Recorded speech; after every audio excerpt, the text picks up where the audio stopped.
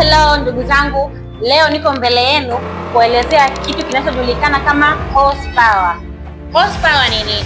Horsepower ni kipimo cha nguvu ya engine kinachoonyesha uwezo wa gari kuongeza kasi pamoja na kufanya kazi.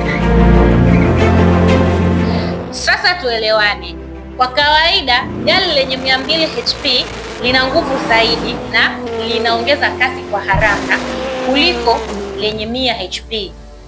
Kwa hiyo gari lenye horsepower kubwa lina uwezo wa kupanda milima kiurahisi, kubeba au kuvuta mizigo mizito.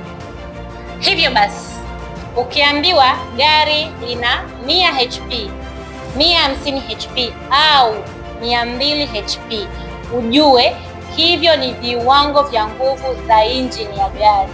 Therefore, kwa mizunguko ya kila siku ya mjini, safari za hapa na pale, gari lenye kati ya 100 mpaka 150 HP linatosha sana kwa watu wengi.